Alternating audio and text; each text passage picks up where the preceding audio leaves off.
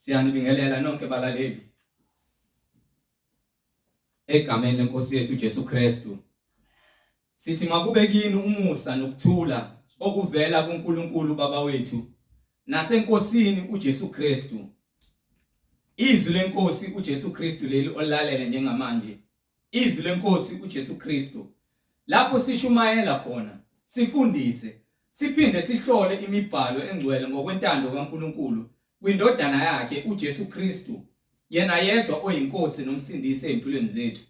Sizocela kubo bonke abantu abalalele ukuthi sonke sibe namaBhayibheli ukuze sonke sizofunda kanye sibe nokuqonda imibhalo engcwele njengoba ifundiswa nanjengoba sishunyayezwa njengamanje.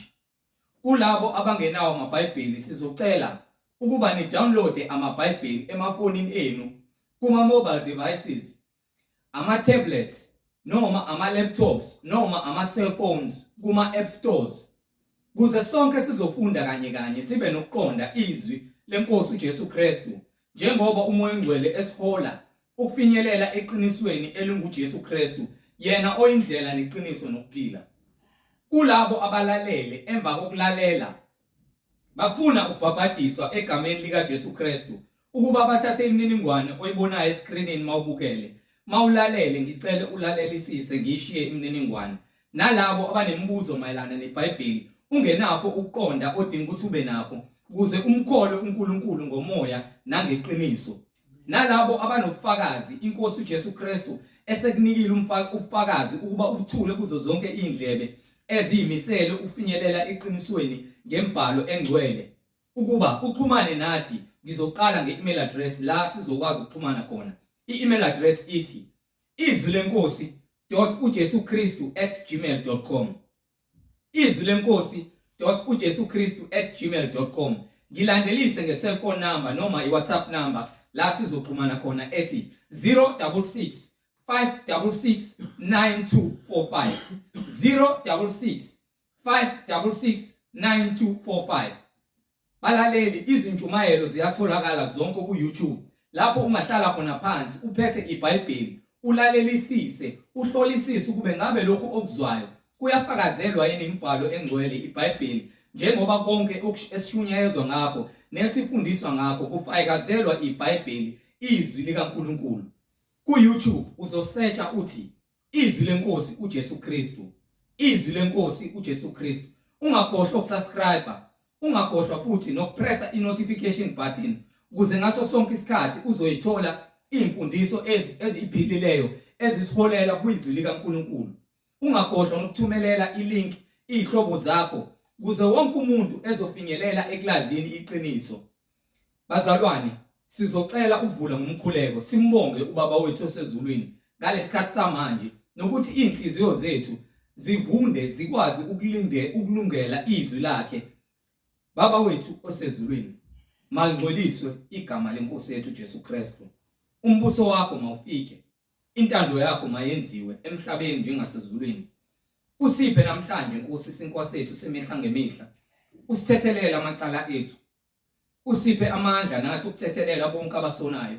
Singangeniswe kulingweni kodwa sinqobe yonke inkohliso egcwele ezweni ephambene nezwi lakho eliphilileyo. Usiphe Nkosi umoya wokuyithoba ngaphansi kwesandla sakhe sinamandla Nkosi uJesu Kristu size sifinyelele eqinisweni elinguwe Nkosi uJesu Kristu ngezwi lakho elinamandla ngokuba umbuso ungowakho namandla nenkazimulo. uJesu Kristu uyinkosi nomsindisi. Khazimuliswa Nkosi uJesu Kristu manje naphakade. Amen. Amen.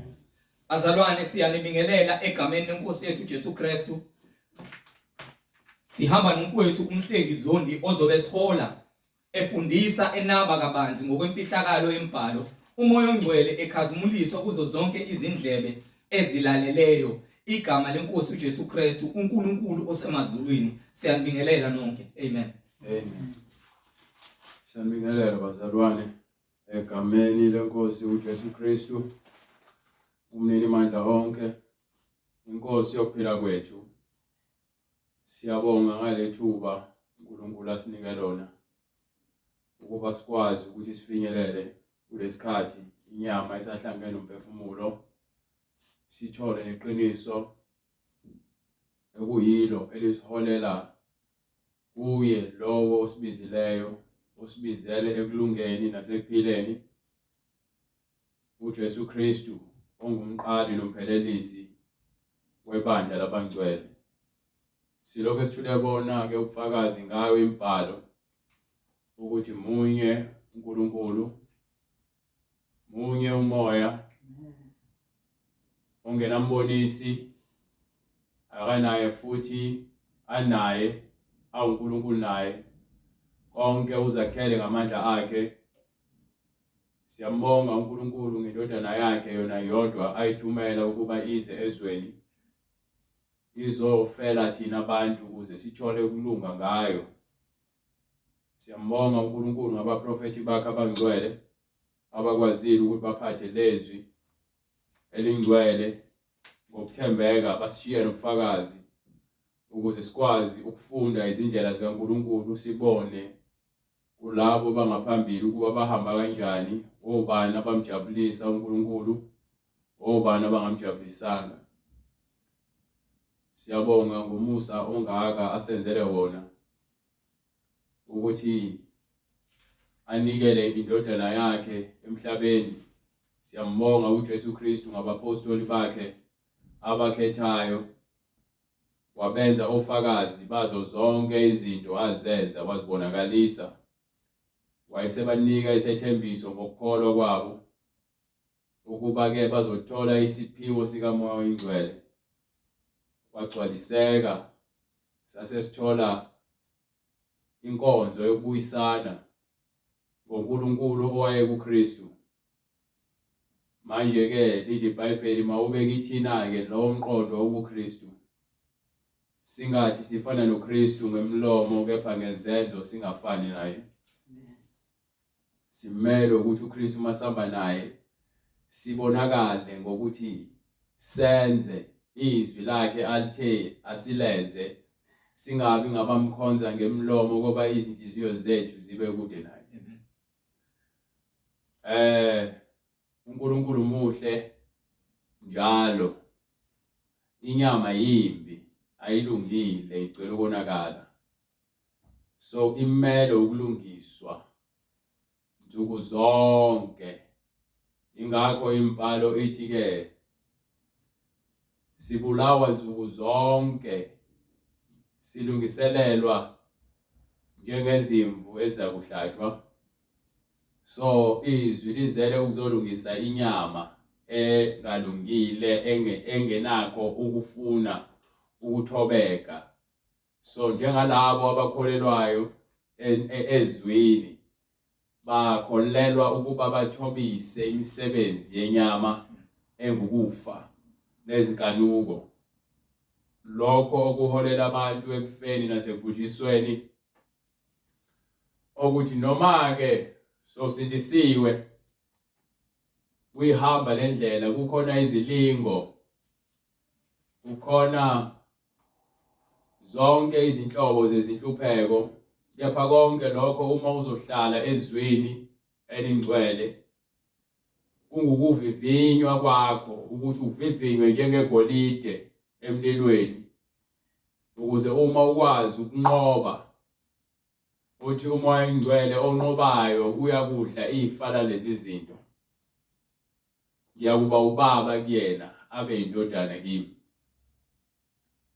Ayikho into esilwelayo, asilwi nenyama negazi, silwa nemimoya efuna ukubusa enyameni. Iyona le mimoya esilwa ngayo nsuku zonke. Silwela abanye ukuthi benze isono, abanye silwa ukuba sinqobe inyama nemisebenzi yakhona. Ngakho ke uNkulunkulu esinikile lo musa uthi masikholwe kuye, ukuba ukukholwa kuvela ngezwi, izwi likaNkulunkulu. Andike uJesu Kristu ungulizwi likaNkulunkulu, okuyena ophethe konke. Uthi uNkulunkulu wonke amandla emhlabeni nasezulwini wanika uKristu, konke ungaphansi kwezinyawo zakhe. Glory to Jesus. Ongiphe le ncwadi yokuqala kaPetru 1 Peter chapter 4, starting from verse 1, because ngifuna ukwehla nayo ukuthi ke bese usindisiwe zifike izilingo azifiki njengokuba wena ufuna noma wena uthanda noma ucabanga. Sathane siyayazi imisebenzi yakhe namacebo akhe, uvela ngezindlela eziningi kulabo asebenayo umoya ingcwele. Bazokutshela ukuthi uSathane uqhamuka ngezindlela eziningi, njengoba sekukhona namafoni, uqhamuka ngefoni, uqhamuka ngogogo wakho, aqhamuke ngobaba wakho, aqhamuke ngendodakazi noma ngendodana noma ke ngomkhulu wakho, aqhamuke ngabangani bakho. uSathane uqhamuka ngandlela zonke, aqhamuke njengomqashi wakhe emsebenzini, aqhamuke ngaye. Uma kepha uphelelisiwe ezwini, unokwazi ukuthi ke uyizwe imimoya engeyona kaNkulunkulu. Lapho khona ke usuke uhlola ukholo lwakho. uSathane uzokulinga, uNkulunkulu uvumile ukuthi ulingwe, kepha uthi uNkulunkulu akakunikeleli ekulingweni okuzoba ngaphezu kwamandla akho. Ukuba kukhona ukulingwa, wenza indlela yokuthi ukwazi ukuthi weqe isilingo. Indlela ke uKristu.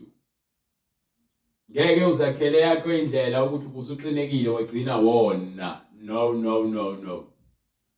Uma ke kwenziwa indlela, kwenziwa uKristu ukuthi abe isibambelelo ngokuba yena uyena ongummeli wethu, uyena osikhulumelayo uNkulunkulu. Njengoba sesitholeke ifa lokuba ngamadodana kaNkulunkulu uma sikholwa kuKristu, sesiya kuba izindlalifa naye uKristu. Ngakho kulolu hambo lobungcwele akulula, njengoba abantu besuke bezenzisa inzima lendlela. Ayinawo ameva uSathane nje usuke waletha, ayihlabi lendlela. Inzima nje ukuthi umthetho kaNkulunkulu awudlali.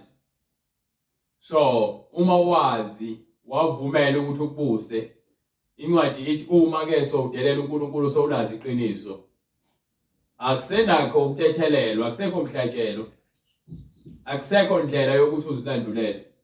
Wena uyisoni.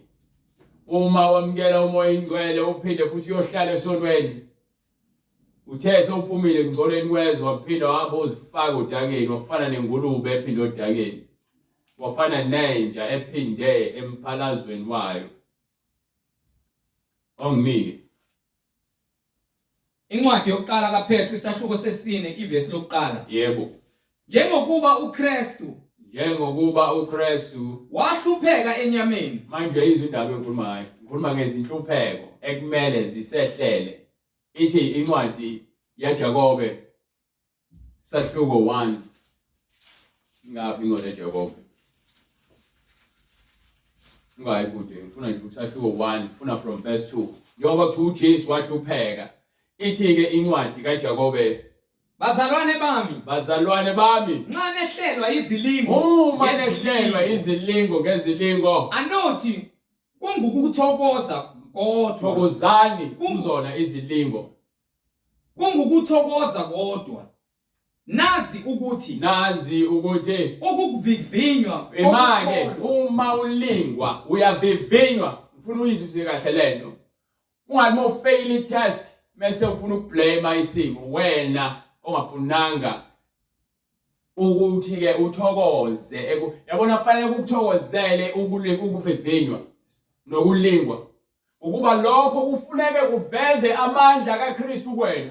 Amen. Nazi ukuthi ukuvivinywa kokukholwa kwenu kuveza ukukhuthazela,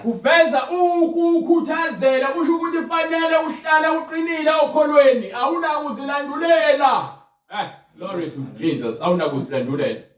Kepha ukukhuthazela makube nomsebenzi ukukhuthazela, ukuhlala ezwini makube nomsebenzi okhuthaleyo. Ngeke uhlale ekukhuthazeleni ungazeke uze uhlale ezwini elipheleleyo. Ngeke. fanele uphile ngezwi ngokuba kubhaliwe phansi ukuthi umuntu ngeke aphile ngesinkwa kuphela kepha ngawo wonke amazwi aphuma emlomeni kaNkulunkulu. So kufanele siphile ngezwi lokukholwa njengokuba imibhalo isifakazela. So awunakuzilandulela no ngakhathazeki. Awunakuzilandulela uthole indlela yokuthi wena uphunyuke esonweni ngenxa ukuthi wena uzothi hayi uNkulunkulu uzo-understand. uNkulunkulu understand ngokuba ke uJesu Kristu uzele uzonqoba isono. Uma uthi kuKristu wena ke uyavuma ukuthi uKristu lokho akwenza kulungile nawe ufanele ukwenza. Ayikho futhi enye indlela ngaphandle kokuthi wena ubekezelele zonke izimo nezigameko ohlangabezana nazo ezihlolwa ukholo lwakho ebungcweleni ngokuba ke ngeke uthi uKristu efele izoni wafela ukuthi asindise abantu bese uthi wena ke uzovele nje wenze lokho okuthandayo.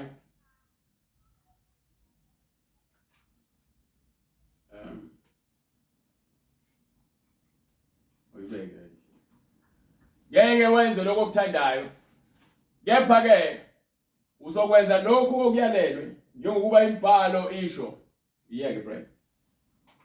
Ukuze ke upheleliswe kuKristu ube indodana noma ube indodakazi kaKristu kufanele wena ukuba uhambe ngokukholwa nangoba imibhalo imiyalelo isinikiwe. Angeke uhambe ngokuthanda kwakho, ngeke uhambe ngokuthanda kwamfundisi wakho. Uzohamba njengokuba ke uKristu ethi makube njalo.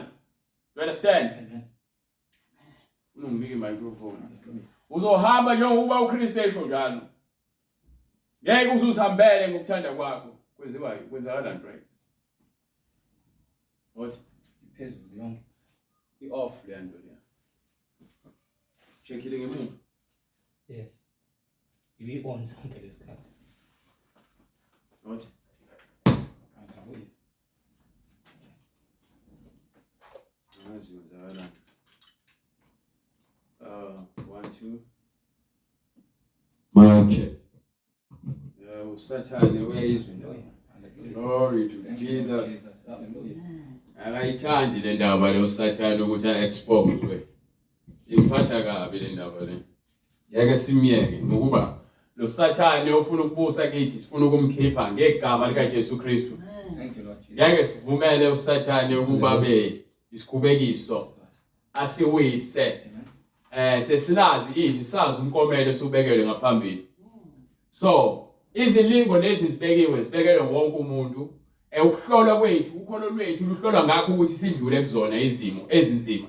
Kungekona ukuhlakanipha kwami noma komuntu kepha kungamandla kaNkulunkulu. Fanele uhlolwe uJesu Kristu isincwadi lema ufunda incwadi yaPetro yokuqala isahluko 4 verse 1 ethi njengokuba noJesu wadlula ezihluphekweni Njengokuba uKristu wahlupheka enyameni. uKristu wahlupheka enyameni. Hlomani nani ukunqoba. Mathi simele ukuthi sihlome. Angeke uthi wena uzohlala esonweni uthi uKristu uzo-understand. Ekubeni yena wahlukumezeka wafela abantu ke abangcolile yena engemsulwa engenzanga lutho. Hlomani nani ukunqoba okunjalo. Nawe ke uzophuma esontweni lamanga uzoyeka ukuhlanganyela nezikhohlakali ukuze wena ke uphile lempilo le uKristu ayifunayo. Ngale kwalokho ngeke uze ungene embusweni kaNkulunkulu. Ngeke ngisho ke ungathi ulalela umfundisi wakho ngokuba usashumayela iminyaka asinandaba. Into ebalekile yizwi. Uthi ulizwi ungulizwi izolo namhlanje naphakade. Akashintshela umfundisi. You understand?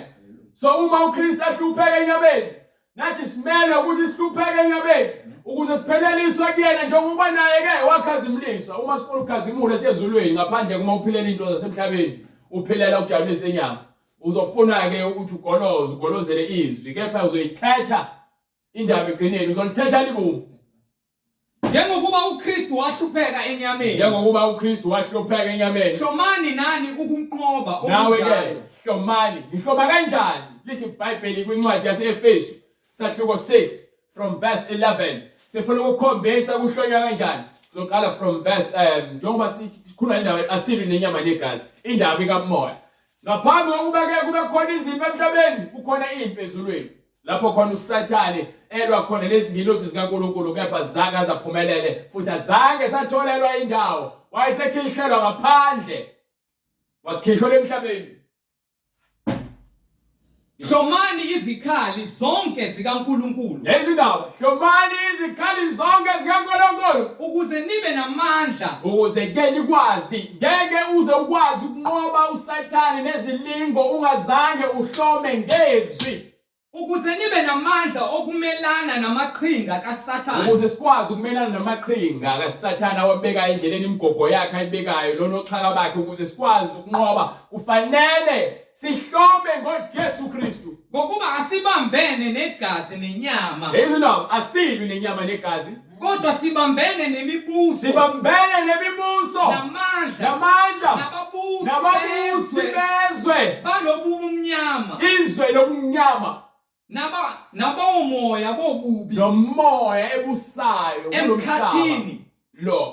emkhathini lapho khona abantu abaningi bebeshwe khona ngobufebe, ngokuphinga, ngokuntshontsha, ngokuqamba amanga, ngenzondo, ngokudaka utshwala, ukudayisa imizimba, abafana abalalana bodwa, baboshiwe emkhathini. Sizobakhulula ngegama likaJesu Kristu. Ayikho into engafune ngichaze ngesoka ukuze wena uphume esonweni. Kufanele ngikutshele ukuthi wena uma uthi uhamba le ndlela yensindiso, nayi indlela isezwini, ayikho kumina, ayikho futhi esikoleni sobomfundisi. Ngisho wahamba uzulazula amabandla uthi ufuna ibandla elingcono elizokutshela lezi zinto ofuna ukuzizwa, nelezi zibonakaliso ngamanzi novaselina namafutha, uzophelela khona lapho.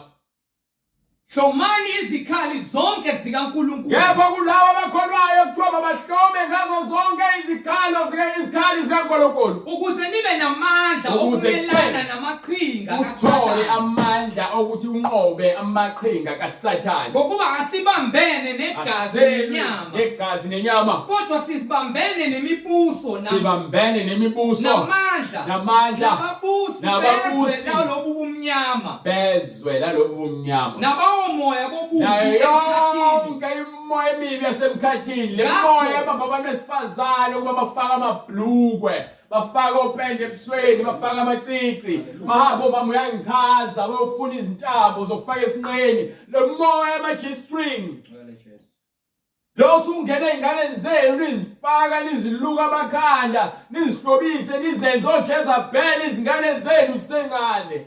Akusekho umesaba uNkulunkulu. Thiwa lonke ikhanda liyagula. Hallelujah. Khanda lonke liyagula. Ngakho hlomani izikhali zonke Hlomani izikhali zonke zikaNkulunkulu. ezikabani zikaNkulunkulu. akuhlonywe ezinye izikhali zikamprofethi wakho wamanga, umprofethi uBushiro, nomprofethi uMbhoro, omprofethi uMagejageja, omprofethi uShebe. Akuhlonywe izikhali zabo. Ngakho hlomani izikhali zonke zikaNkulunkulu. So yonke le mfucuza abandiyisela yona banihlomisa ngezikhali zikaSathane. Nina nisetshenziswa amadimoni. Hallelujah. Ngakho hlomani izikhali zonke zikaNkulunkulu. Nina enihlome ngamadlozi, nihlome ngamadlozi. Niyahamba niyohlabela amadimoni. Ninikela izingane zenu kumadimoni, nizifake iziphandla nezikhumba. Ngakho hlomani izikhali zonke zikaNkulunkulu. Uhamba izinyanga lezangoma uyofuna imithi ukuze ugqirhe, ufuna ugqirha uqinise umzimba. Awuhlomile wena lotho. Lalela, wena phathi izibhamu eziningi, ungabe uyinkabi noma ngabe uyitaxi owner, lezibhamu ohlome ngazo zonke zilutho. Yonke leyo nto leyo iyize lezo. Uma ungahlomanga ngoNkulunkulu, glory to God, uyaphakathi emgodini wakalasha lapho khona umlilo wakhona, ungacimi ney'mpethu zakhona kazifi. Glory to God. Ngakho hlomani izikhali zonke Glory to Jesus. Hlomani ngazo zonke izikhali zikaNkulunkulu ukuba nibe namandla ukuze nibe namandla okuzabalaza amandla okuzabalaza atholakala kuJesu Kristu ngosuku olubi. Yesu ndaba khona izinsuku azifani, khona usuku oluhle, khona usuku olubi, khona izinsuku azifani. Ingakho wethu umshumayeli ke ngaphansi kwelanga ke khona usuku lokukhala, khona lokuhleka, khona lokulahla, khona lokuqoqa, khona lokuhamba, khona lokuhlala, khona lokulala, khona elokuvuka. Ngizikhathi zonke sibekiwe. So kunezikhathi-ke zokulingwa njengoba kunezikhathi zokuthi uzizwe usemoyeni ngithi. Kwesinye isikhathi uzizwe usemoyeni engathi ungacula. Kwesinye isikhathi uzizwe uphansi ngento usathane uyasebenza emkhathini ukuthi ufanele kuboshwe kulethe lezilingo. Hallelujah. Kepha ngegama likaJesu Kristu. Understand? Ngakho hlomani izikhali zonke zikaNkulunkulu. Izikhali zonke zikaNkulunkulu. Ukuba nibe namandla. Ukuze sesithola amandla. Amandla ngeke wathole ejimini ngokufukula izinsimbi. Amandla ngeke wathole ngokuthi ke wena uhamba shaba push up 1000. No. Hallelujah. Hallelujah. Hlomani izikhali zonke zikaNkulunkulu. Hlomani uNkulunkulu kuphela. ngoJesu. Yes Lord. Fanele sihlome ngezikhali zikamoya. Ukuba nibe namandla ukuze sikwazi ukuthola amandla kamoya okuzabalaza ngosuku olubi. Yabona inyama le ifana notshani. Ikhona namhlanje ngizalelwe ngikhulele esibelethweni. Ngayihlulu. Ngaphuma ngawumntwana. Ngakhula. Amathambo azaqina kwaphuma amazinyo. Amen. Ngaze ngakhula. Ngaqina. Ngiyadlula kulesigaba ngimile njengoba ungibona namhlanje after 15 years kuyobe ngenje. Kuyobe sengikhulile.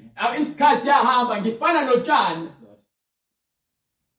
Kuzohamba kufika isikhathi sokuthi ngibune. Uma ke ngifuna ukuba namandla enyameni, amandla asenyameni ayaphela. Amandla kamoya wapheli. Yilokho uJesu Kristu afika kufakaza ukuthi ke ngomoya ingcwele sinokuphila phakathi ingakho avuke ekufeni. Hallelujah.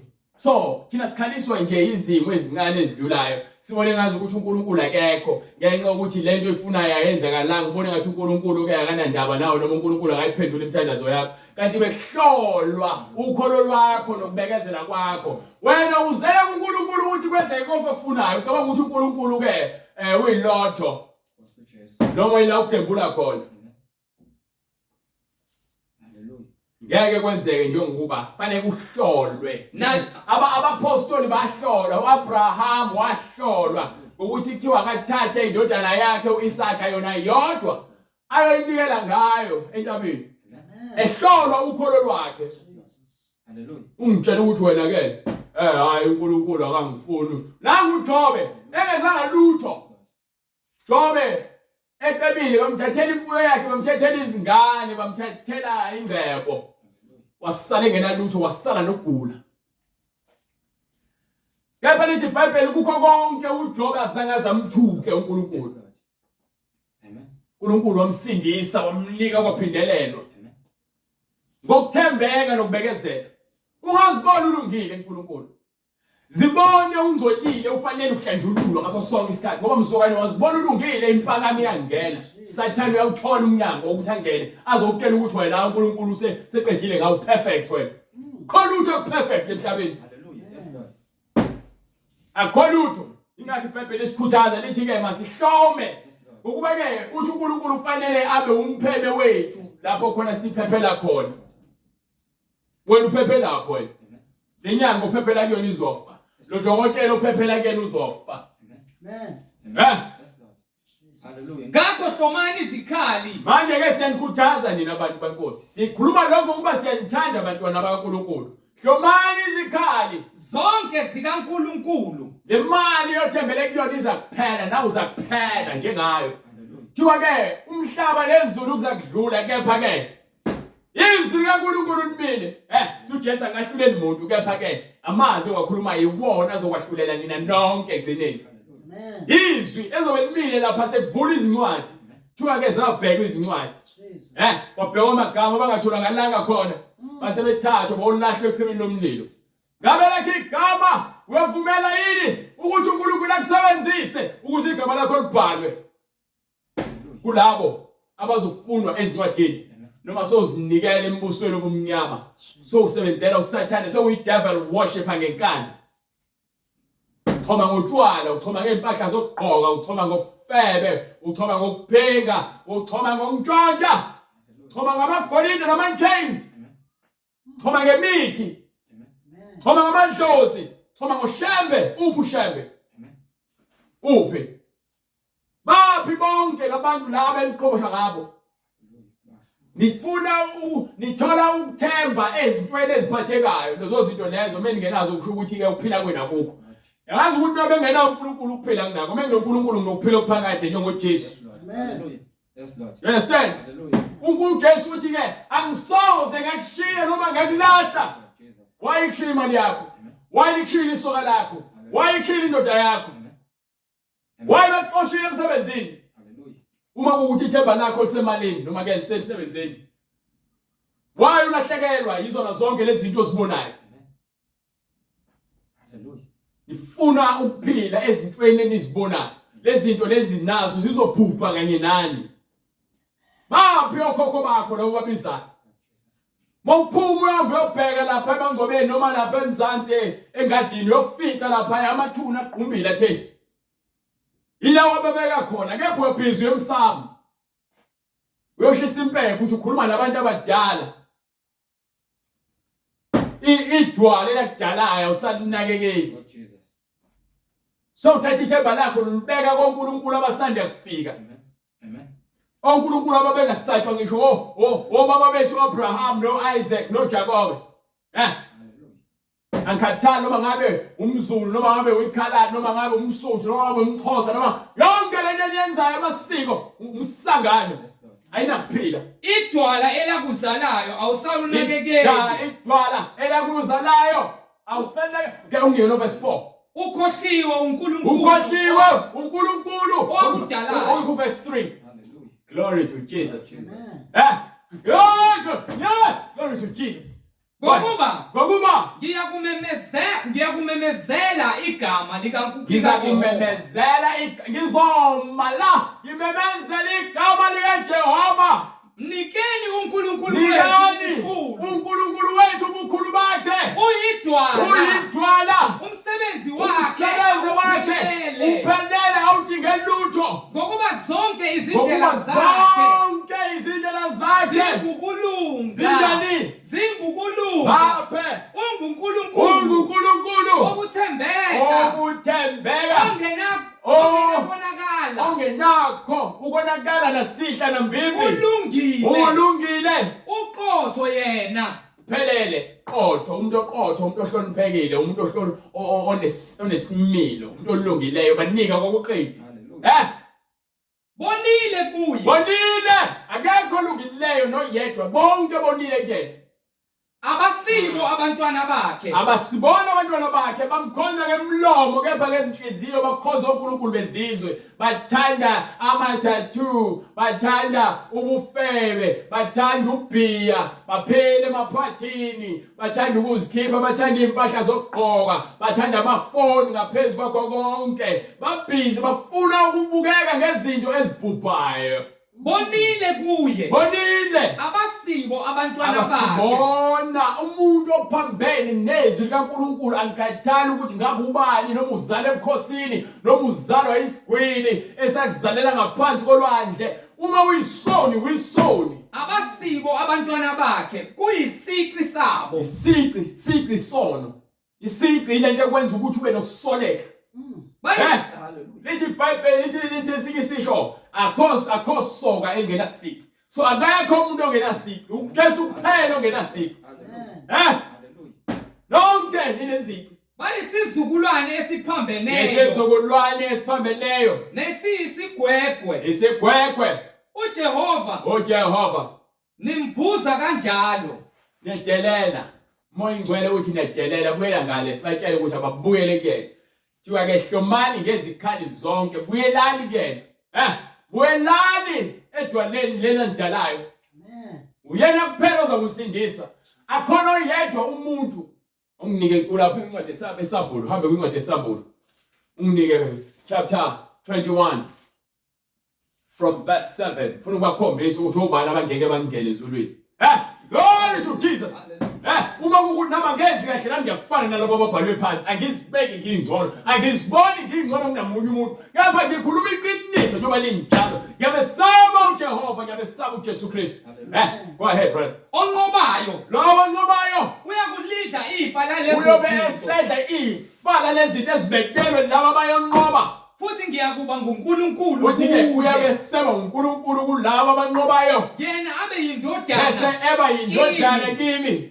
kepha amagwala Kepha lalelake labo abangamagwala yilabo ke abangafuni ukuthi bashumayele ivangeli ngokuthembeka. Amagwala baphatha amabhayibheli kepha amagwala nabangakholwayo nalabo abashumayela ivangeli bengafuni ukulamukela abangakholwayo nabanengekayo nalabo abenza iziningisi abafana abalala bodwa nalabo abalala nosisi babo nalabo abalala nomama babo bonke labo abenza imikhuba yokuhlabela amadlozi abanengekayo abafana abagqokisa kwabantombazane amantombazane agqokisa kwabafana abantu abalala nezilwane bonke labo bangabanengekayo nababulali abachitha igazi bonke ababulali banendawo yabo lapho khona bebhokotha khona kule gazi abalichithayo lemhlabeni besalindile isigwebo esizayo sechibi lomlilo nezifebe izifebe bonke abantu abalala bengashadile siphuma khona besiyizifebe kepha ngomoya kaJesu nangegazi likaJesu sisindisiwe lithi iBhayibheli abayoko abanye benu kepha namhlanje nihlanjululiwe nigeziwe ngegazi likaJesu Kristu nabathakathi abathakathayo laba abaphatha imithi nalabo abanenzondo abakha amacebo amabi ngamanye abantu abahlebayo bangabathakathi awuthakathi ngoba uphatha imithi kuphela uthakatha nangakho inhliziyo engasile inhliziyo egcwele ububi nabakhonza izithombe nalabo abakhonza izithombe abantu abasonta emaromeni laba ababuka izithombe bathi oMary bathandaze koMary abanezithombe zoJesu emakhaya akho Jesu okwesithombeni akho Mary okwesithombeni akho ushembe osezulwini nabo bonke abaqamba amanga nabo bonke abantu abaqamba amanga nabawathandayo bonke isabelo sabo siyakuba sechibini elivutha umlilo abanjalo ababusisiwe ongiphe uverse 6 ngiphe uverse 6 wasahluko 20 ufuna bakhombisa ukuthi anjalo ababusisiwe ubusisiwe ongcwele ubusisiwe ungcwele onesabelo lo othola isabelo sokuthi avume lezwi amukele lezwi ubusisiwe lo ophendukayo manje ngokuba uthola uvuka kokuqala komphefumulo kokubuya esonweni uze enkosini uzovuma ukuba uyisoni akube yiyona ekusebenzayo Lord Jesus ubusisiwe ngokuthola uvuka kokuqala kulabo ukufa kwesibili akunamandla isihogo nechibi lomlilo ngeke kusathola ndawo kwena ukuba wena uvuswe uKristu ngokubulala emzimba wenyama wesono kepha bayakuba ngabapristi bakaNkulunkulu bakaNkulunkulu nabakaKristu yabona ke njengoba khona abapristi ngaphansi kwenzalo kaAaron abasekho manje ukuba uJesu wawuthatha lo msebenzi ngegazi lakhe wayongena endaweni yomngcwele wayoba umpriest omkhulu manje nathi uma sifele kuyena uma siphilela yena uma sivuswa uyena siyongena emngcweleni siba abapriest abakhulu njengaye babuse kanye naye bese bebusa kanye naye iminyaka eyizinkulungwane Ezindaba soyinyaka ezikulungwane efana nosuku uNkulunkulu ufana into engena phakathi ngoba ke uAdam akakwazanga ukuqeda usuku noNkulunkulu ngokuba uNkulunkulu uthi ke usuku lulodwa ke lifana neminyaka e1000 iminyaka e1000 ifana nosuku olulodwa ngenxa yokuthi ke uAbraham wafe ngakuhlanganisa 1000 years wafe no930 years ngalokho ke azange akuthole ukuthi aphile noNkulunkulu usuku azange aqede usuku Banike bright kwela incwadi yaPetru noma yaseEfesu safuna yaseEfesu kakhulu sobuyela ngale ncwadi yaPetru le ncwadi yaseEfesu 6 from verse 13 manje ngakho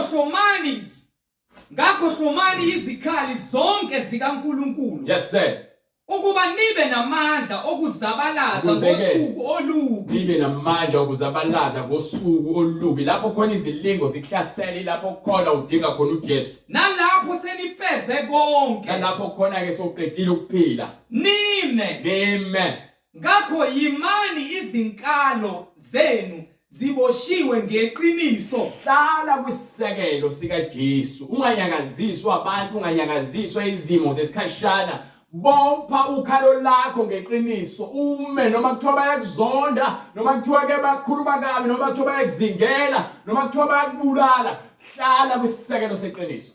Ngakho imani izinkalo zenu ziboshiwe ngeqiniso. Yilento bengifuna hlala eqinisweni. Nifakile isivikelo sesifuba sokulunga. Yini elenza nina abafundisi nibe nomgogodla eweak ebuthaka imiqolo yenu ibuthaka amadolo enu ayaxeka ngenxa ukuthi nithanda amanga ukhalo lena liboshiwe ngeqiniso.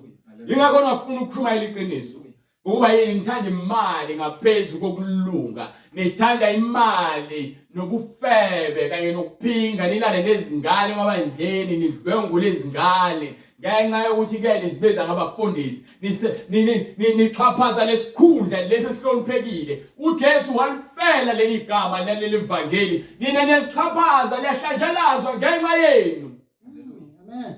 Hallelujah.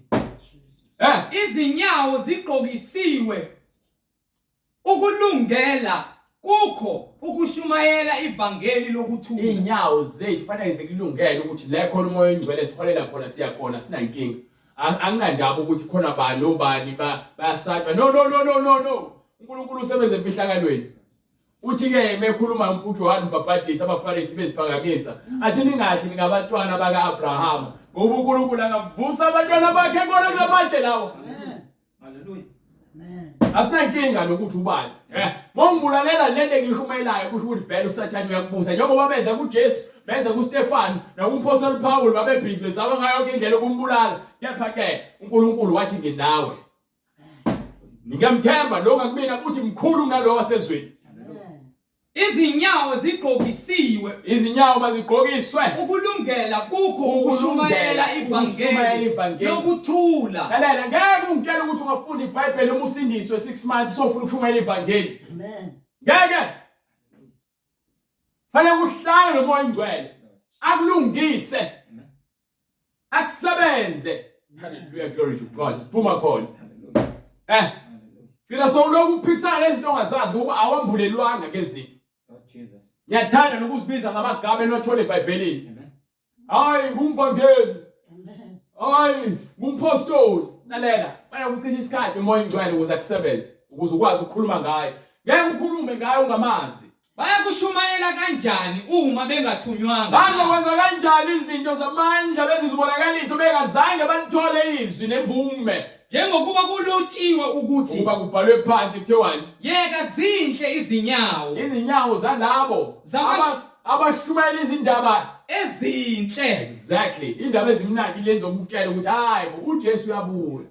Uma ebuya uJesu wena usabhizi ubanjiwe isono, ngeke uzokwazi ukuthi uzothi hayi Jesu ngangisashije kancane ngizobuya. No.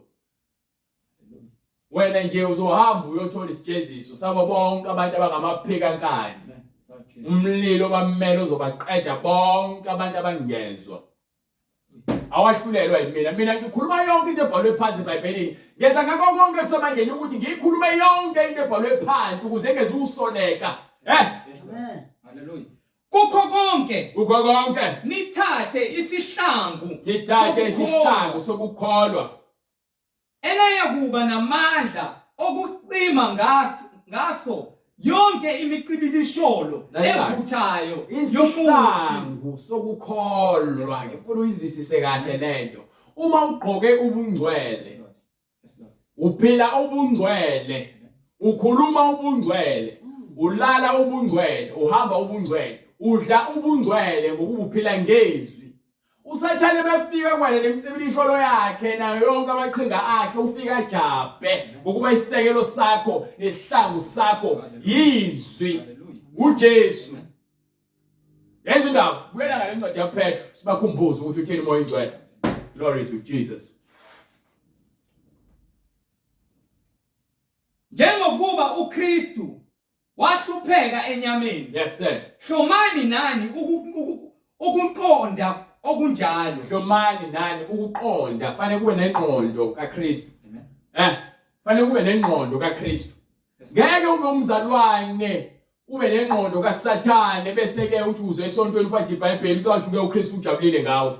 Ungafuni ukuhlukana ne makeup ungafuni ukuhlukana nenwele zokufakelwa, Lord Jesus. ungafuni ukuhlukana nobufebe, ungafuni ukuhlukana notshwala, ungafuni ukuhlukana nogwayi, bese uthi hayi uJesu Kristu yenza inhliziyo yami ngiyamthanda, awukaze uthande into uyiphike ngesenzo. Amen. Yes, Lord. Bonke okuthandayo ukhombisa abona uma uthanda into uyazinikela kuyona. Hallelujah, my God. Hallelujah. Hallelujah. Glory to Jesus. Hallelujah. Uyazinikela. Yabo njengoba uzinikela ekufebeni, uthanda ubufebe wena. Umunye ushatshela ubufebe. Yes. Mzukwane wala ubufebe nokuphinga. Uyobe sohamba ngezwi, uyobe somunye nezwi. Ithi incwadi lapha kwincwadi yakhe eqala ngoba seKorinte, ikhuluma ngabo ubufebe. Yase-Efesu ithi makungaphathwa la ngaphakathi kwenu ubufebe. Inikela seKorinte sahluko 6 from verse starting from verse 15. Funa uyifunde khona bezoyizwa kahle 15 to 18. Anazi yini Anaze yene ukuthi imizimba yenu iyizitho zikaKristu na? so uma usendisiwe, angithi usendisiwe, umzimba wakho noma isitho sakho umzimba wakho uphelele, ufanele uzoba ingxenye yomzimba kaKristu. Pho ngithathe izitho zikaKristu Pho kungenzeka yini ukuthi ngithathe lesitho lesi uKristu wathi ufuna kube sakhe mina ke ngisenze ke ngizenze izitho zesifebe na? yayizwe kusho iBhayibheli. Uzothini? Uzothi hayi lento uyazikambela wena, siyakwazi wena ufuna ukusithuka. Lalela iBhayibheli lekutshela ukuthi awunakuthatha lo mzimba wakho ukuthi usindisiwe ngawo uyowunikela ekufebeni. Khana kanye. Wena ngeke uze ube munye noKristu, uyisifebe uma uphila impilo yokufebe.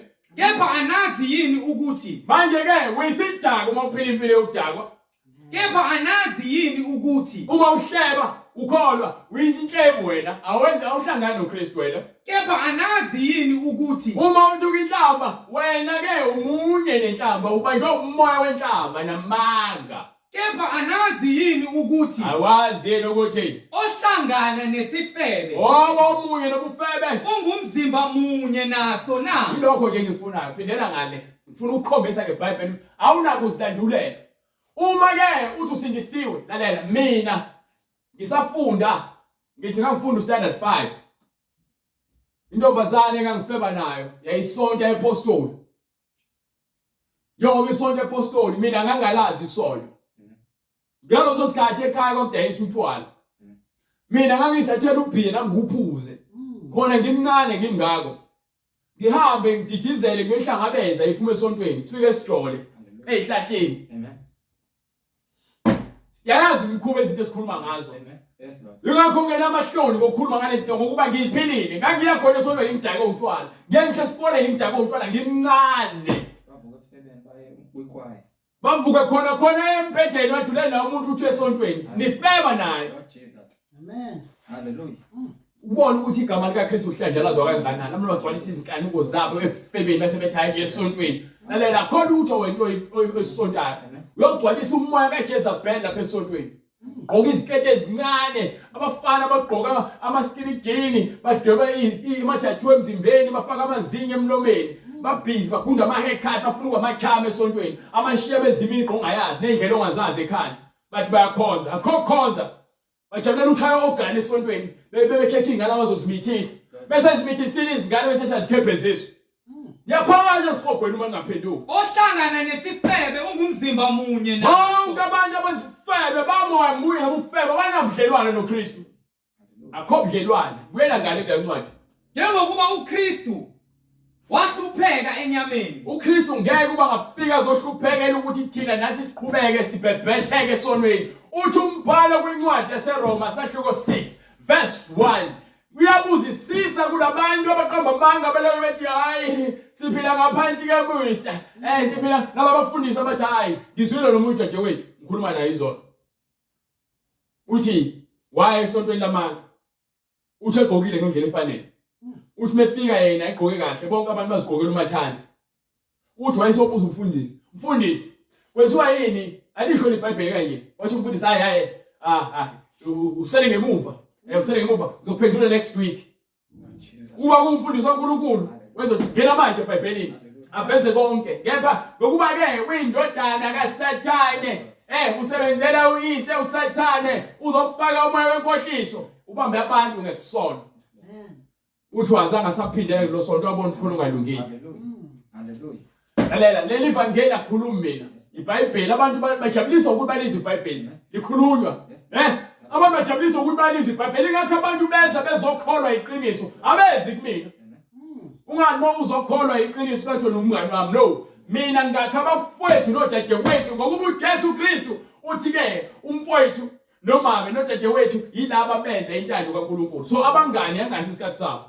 No. Singazana kusiyazana ezweni. But akuthi abangani. Umngani ilo muntu lowo enibona ngaso linye naye. Lo maziyo ngokumbona uyamazi ngokumbona. Lord Jesus. Ngakho lithi iBhayibheli ungabi nabangani, ningabi ngabangani nezwe. Amen. Uma wonke umuntu omngani nezwe. Glory to Jesus uyisitha noNkulunkulu. Amen. Glory to Jesus. Hallelujah. Yonke into ibhalwe phansi. Namavila anifuna ukuhlola imibhalo ukuze nithole ukuphila kuyona. Nifuna ukufundelwa imibhalo noma sebeniqambela amanga ngeke nibone ukuba namavila. Ninemali yokuthenga amafoni abizayo. Yonke into oyifona into ephuma ufuna ukuba nayo kepha iBhayibheli lokudlulwa ngendlela lokulibuka. Noma wanithenga iBhayibheli ihlele eshelofini selagcwala izintuli. Uma likhona unamavesi ohighlightile wathandayo ama favorite verse akho akukhuthazayo. Lalela asenzi lonto la. EmaBhayibheli awasinawo akubhaliwe awupetiwe. Anjengokuba sawathenga. Amen. Ngakho izwi fanele lihlale kuwena. Fanele liphile kuwena izwi ukuze ukhombise ukuthi wena umoya ingcwele uyaphila kuwena. Menazana nomoya ingcwele izwi lakhe liyaziphumela ngomlomo kuwena. Amen. Liphuma nangeziqu zomoya. Glory to Jesus. Hallelujah. Liyaziphumela.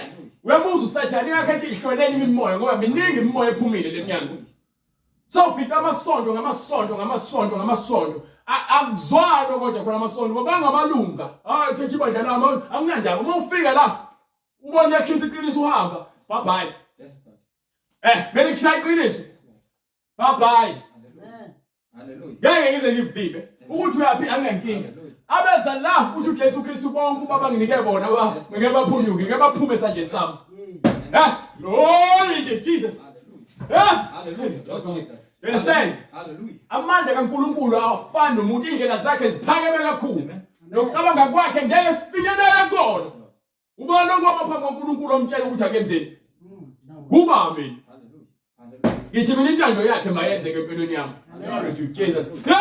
Glory. Jesus Christ. Ngakho siyakuthini na? Yes sir. Sihlale esonweni. Kufanele yini sihlale esonweni? Ukuze kuvame umusa. Ukuze umusa wande na. Khana kanye. Ndaba, ungitshela ukuthi wathi usindisiwe uzelwe kabusha, kepha ubhizi wena wenza isono ukuthi uKristu wathi wena uphila ngaphansi komusa. IBhayibheli yakuphikisa. Lithi awukwazi ukuthi usindiswe wena uphinde futhi uphile kufebeni ngokuba wena sawufile maqondana nesono. Thina esafa maqondana nesono. Ufile maqondana nesono. Singabuye sihambe kanjani kuso na? Usono sukufa. Amen. Wamukela kanjani ukukhanya uphinde uhambe kumnyameni? Kumbe anazi yini? Anazi yini? Sonke esabhaphathizelwa kuKristu Jesu. Ngoqeda la ngifuna nginike incwadi yokuqala kaJohane. Thina sonke esabhaphathizelwa kuKristu Jesu. Sabhaphathizelwa kukho ukufa. Sabhaphathizelwa kukho ukufa kwakhe. So ngeke ukuthi uJesu Kristu efile ngokwenyama wavuka ngokamoya. Wena uthi uyabulawa ngomsebenzi wenyama wathi usaphila uyophila khona ebumnyameni. Soze awunginike incwadi yokuqala kaJohane sahluko 1 verse 5. Khona sobakhombisa ukuthi lento yaba yikho iBhayibheli yaphika. Ngeke futhi size sivume ngokuba iBhayibheli yaphika. Ngeke ukuthi ke ngoba naku ukuthi wena unemnyaka washumayela so uzothi ke uma unkosikazi wakho uma umpostoli noma wena umpostoli ungazange uhlangane noKristu. Akho umuntu ozozibiza ngompostoli engazange ahlangane noKristu. Mase ngoba abafazi benu kuba abapostoli, old lady apostle, old lady mama Imfundiso. Lady Imfundiso, lady prophetess, lady so and so, lady evangelist, lady pastor. Yonke lawo ngimfukuza, ngifuna ukukhombisa ukuthi ukuphi lady la. Ngifuna ukukhombisa ukuthi uphi lady apostle, uphi lady prophetess.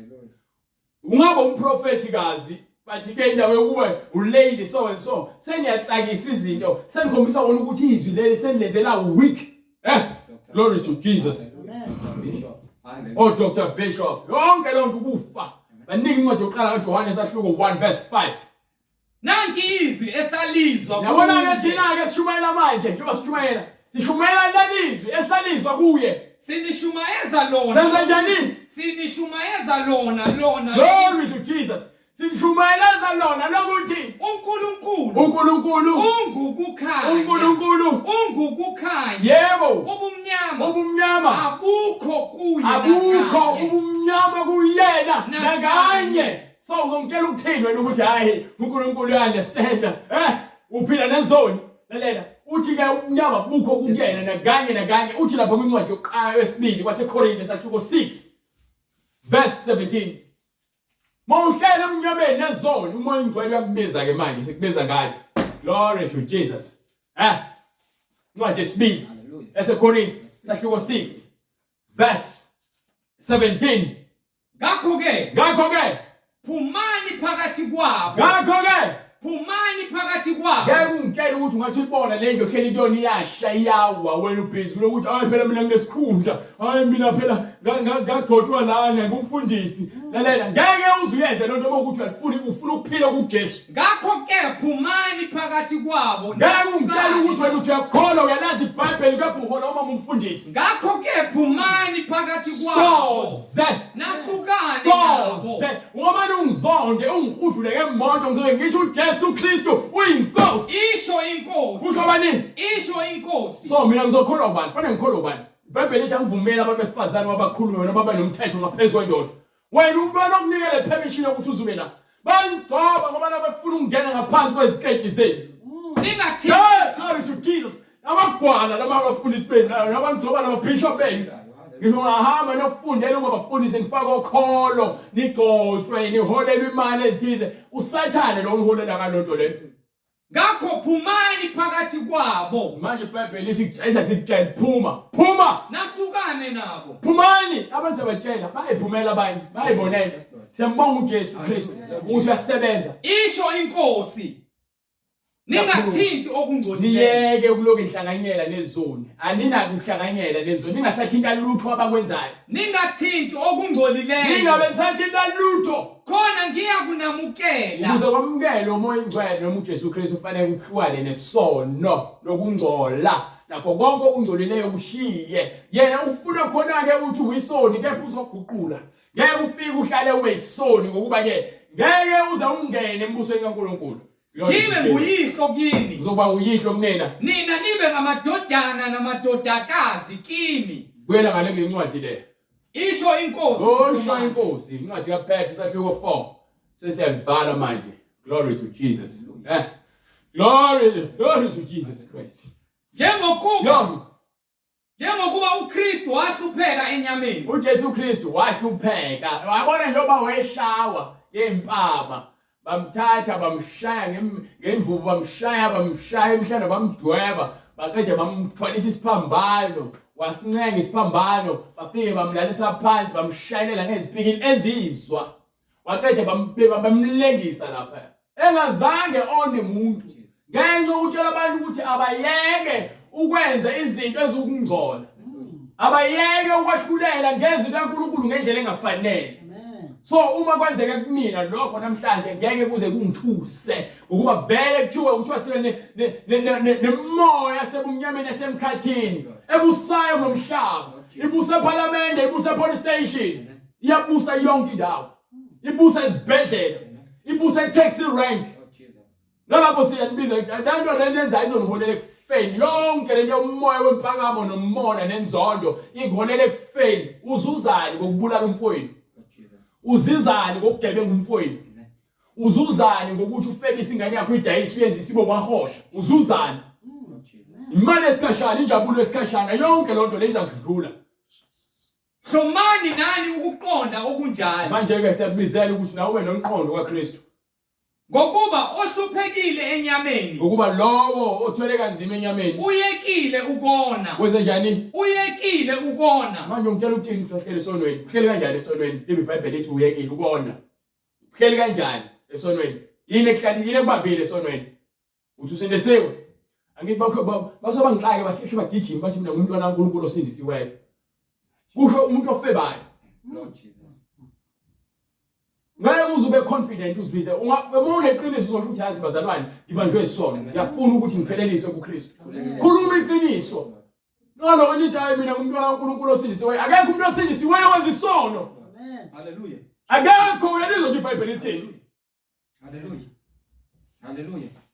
Lord Jesus. yelizwe iBhayibheli lithini banike incwadi ezenzo umebona bezothola indlela ezokubabuyisela kuNkulunkulu banike incwadi ezenzo sahluko 2 verse 38 khona bezothola indlela ezobabuyisela kumoya ingcwele memeyifuna umbhalo uthi ke bathi sebelizwa lezwi lele bahlabeke ezinhlizweni base bebuza kubapostoli kuPetru nowanye abapostoli bathi madoda abazalwane siyakwenza njani na uPetru wayesethi uPetru phendukani. manje lona vangeli esilaziyo lelo kuphenduka elinye angilazi lo vaselina nezinsipho ezibusisiwe namanzi abusisiwe no powder no vela bahleke angifuni lonto nezimvilophu ezithengisiwe kubhala amagama ufake phakathi ufake into oyifunayo angifuni yonke lonto leyo uma uzoza nalo ngqondo la so khipha ngeBhayibheli Phendukani. phendukani Yiloyo naloyo abhaphathizwe. yilowo nalowo Abhaphathizwe amkela yizwi uphenduke bese uyabhaphathiswa